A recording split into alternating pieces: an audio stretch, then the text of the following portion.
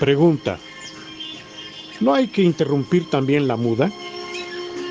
Respuesta: ciertas posiciones de nido realizan esta interrupción y permiten jugar los pichones que disponen de un plumaje completo. En los pichones de invierno, esta interrupción no es obligatoria. En general, los pichones en buena condición general y de muda vuelan bien en todas las posiciones. A partir del momento en que conocen un pichón cónyuge de sexo opuesto, aún antes de vivir juntos, tanto los pichones machos como las hembras que se encuentran relativamente bien cubiertas de plumas pueden distinguirse. Pregunta: ¿cuáles son las faltas que se cometen más frecuentemente en este juego?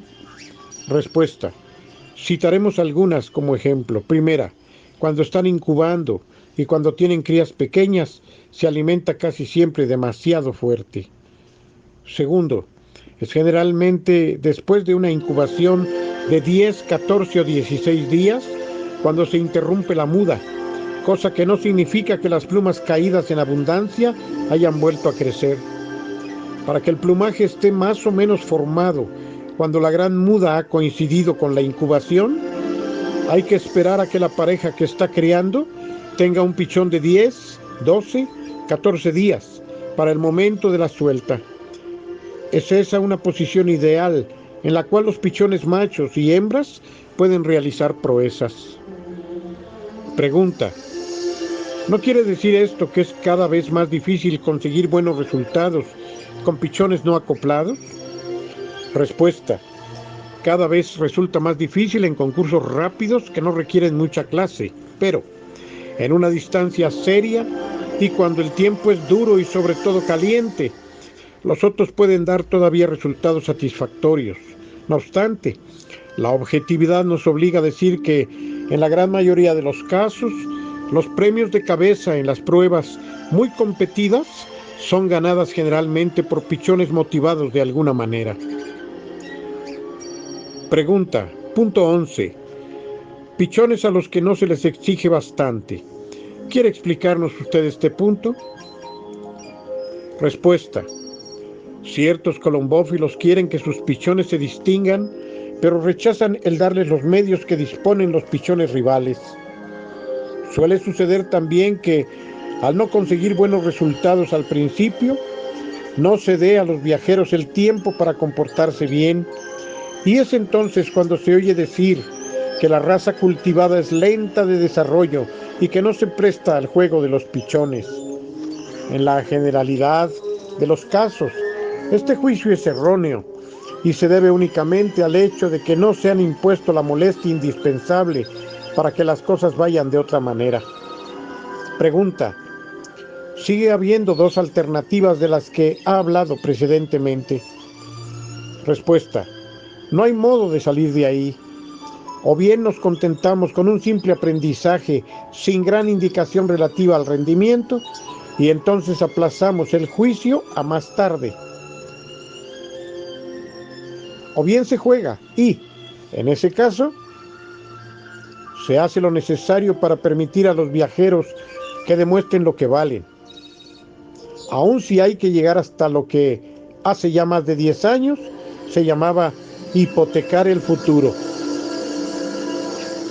Pregunta: en resumidas cuentas, ¿el juego de los pichones impone las mismas leyes que el juego de las adultas? Respuesta: nadie puede dominar el deporte colombófilo si no se entrega completamente a él. Si no busca los mejores métodos y los más modernos, si no se inspira en los grandes principios que deben guiar su acción, los mejores colombófilos son aquellos en los que se encuentran reunidas esas diferentes condiciones y facultades. Los campeones son aquellos que, sin tomar riesgos inútiles, son capaces de sacar provecho de los progresos que se presentan y de absorber el cambio cuando éste es benéfico.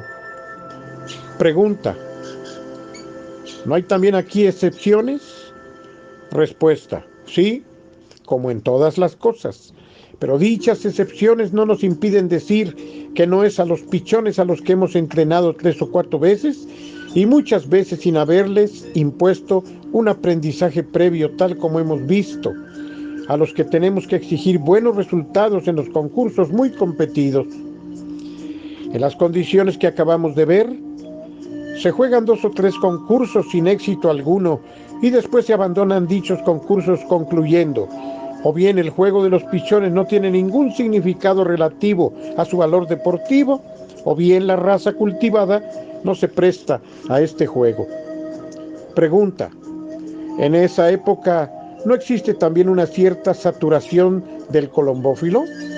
Respuesta: sí, está la saturación que en esa época mina un poco el entusiasmo que habría que tener para hacer todo lo necesario.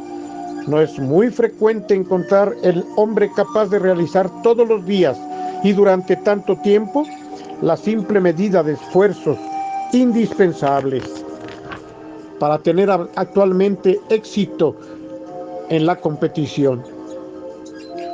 No hay que olvidar que en ese momento nos encontramos en plenas vacaciones que tientan a los colombófilos y sobre todo a sus esposas con la misma razón que a todos los humanos. Pregunta: ¿cómo dice usted hay que ser colombófilo por encima de todo?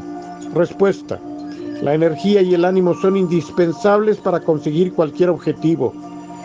Se equivoca groseramente el colombófilo que cree que el juego de los pichones es fácil.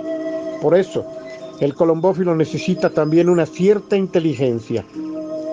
Pregunta: punto 12. ¿Se comienza demasiado pronto? ¿Dice esto en general?